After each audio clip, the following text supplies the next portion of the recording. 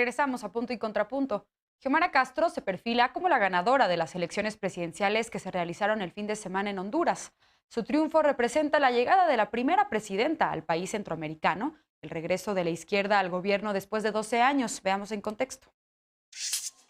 Xiomara Castro se perfila como la primera presidenta de Honduras. Postulada por el Partido Libertad y Refundación, promueve un socialismo democrático y aseguró que con ella iniciará una era de prosperidad y diálogo. Con el 51% de las boletas revisadas, logró el 53% de los votos emitidos este domingo, más de 20 puntos porcentuales por encima del candidato oficialista Nasri Asfura. Castro, de 62 años, es esposa del expresidente Manuel Zelaya, derrocado por el ejército tras una orden de la Corte Suprema en junio de 2009 por supuestamente seguir las políticas del expresidente venezolano Hugo Chávez. La ONU calificó esta medida como un golpe de Estado. De ser declarada ganadora, acabará con 3 periodos de gobiernos conservadores, los 2 últimos encabezados por Juan Orlando Hernández. Desde 2013, Hernández fue señalado por vínculos con el narcotráfico, aunque no ha sido acusado formalmente. Su hermano sí fue condenado en 2020 a cadena perpetua en Estados Unidos por traficar cocaína a ese país. Debido a la crisis económica y de seguridad que enfrenta este país, miles emigran cada año con destino hacia Estados Unidos. De acuerdo con el Observatorio Consular y Migratorio, este año las deportaciones de personas originarias de Honduras desde México, Estados Unidos y otros países de Centroamérica aumentaron 33%. De enero a noviembre, 46.973 personas fueron retornadas a Honduras. En 2020 fueron 35.900. Punto y contrapunto. Último bloque de la noche. Empiezo contigo, Eder. Se celebraron finalmente las elecciones presidenciales en Honduras, un país que desde luego, como muchos otros, fue sacudido por la pandemia, bueno, como todos más bien, pero donde la crisis económica fue severamente afectando a este país, olas de migrantes, desastres naturales. ¿Qué decir de la aparente llegada de Xiomara Castro al poder en una elección en donde, por cierto, sorprendió la alta participación ciudadana? Y los consensos que hubo, porque en realidad tanto el Partido Libre como varias fuerzas conservadoras se sumaron a la campaña de Xiomara porque ya era insostenible la situación de estos gobiernos de golpistas, a partir de que, primero, Zelaya no se caracterizaba en aquella época por ser así, chavista, por ser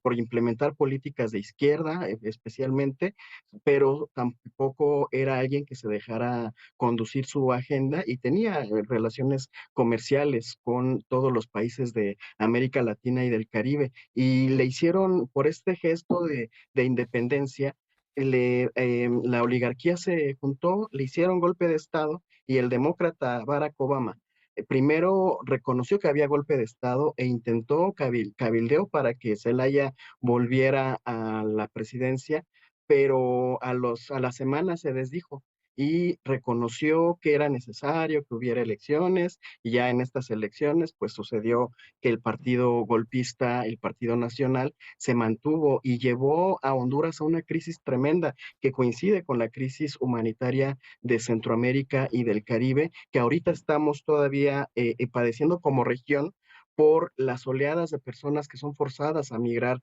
de Centroamérica y que están buscando llegar a Estados Unidos, y acá al final como país de paso tenemos un problema muy grave en estos momentos, es un conflicto humanitario. Qué bueno que llegue Xiomara Castro y que llegue este equipo a la presidencia de Honduras y que recuperen el poder para que le den estabilidad a Honduras. Se necesitaba no solamente un gobierno que atienda las necesidades de la población, sino que tuviera la legitimidad suficiente. Y esa lección me parece que la aprendieron muy bien, porque yo que he tenido la suerte de compartir foros, charlas con Manuel Zelaya, Sí. me queda claro que fueron aprendiendo de distintos procesos en América Latina, el de Bolivia, el de México, y algo que Sí, quedó muy claro es que la única forma de derrotar a los gobiernos conservadores fraudulentos sí, es con una votación masiva, y bien. celebro profundamente que así haya sido. Aurora, ¿cómo viste esta jornada electoral? Efectivamente sería la primera mujer presidenta en Honduras. ¿Qué decir también sobre lo que representa la salida de Juan Orlando Hernández en el poder en Honduras y desde luego la relación que podría traer ahora este nuevo gobierno de izquierda y este nuevo proyecto político con nuestro país? Sí, primero también mencionar que también Xiomara sería la primer presidenta Triángulo Norte de Centroamérica, y que también creo es importante mencionarlo. Y por otro lado, pues una situación que me parece bastante compleja, la de Honduras, porque por un lado vemos esta crisis política desde los 12 años del gobierno del Partido Nacional en Honduras, marcado por una crisis de corrupción, sobre todo en los últimos 4 años por estas acusaciones de nexos con el crimen organizado, que fueron también preocupantes y que marcan una serie de acciones, como por ejemplo el tema de que Juan Orlando Hernández se haya reelecto por un periodo nuevo en 2017 tras un apagón informático durante el proceso electoral, entre muchas otras irregularidades, además de que se saltó la no reelección que estaba establecida en la Constitución y que hubo ahí una serie de elementos que fueron desgastando el propio esquema de la situación política en Honduras, que están enmarcados por esta situación. Luego, si nos vamos a los tres principales candidatos, pues primero Nasri Esfura, que es el que queda en segundo lugar con los datos que hay hasta ahora, porque se frenó también la presentación de resultados del propio proceso electoral. Pues resulta que en 2020 el Ministerio Público solicitó su persecución criminal por malversación de dinero, y en octubre de 2021 también apareció dentro de los Pandora Papers. Y si nos vamos con el que queda en tercer lugar, que es Llano Rosenthal, que es el candidato del Partido Liberal, pues estuvo 3 años encarcelado en Estados Unidos por lavado de dinero, y la estrategia que él manejó en su campaña fue el tratar de tener una cercanía con la gente, con lo que ha sufrido, porque él ya estuvo en la cárcel, entre otras cosas que me parecieron, que me llamaron mucho la atención y que marcan mucho esta situación con lo que sucede en el país.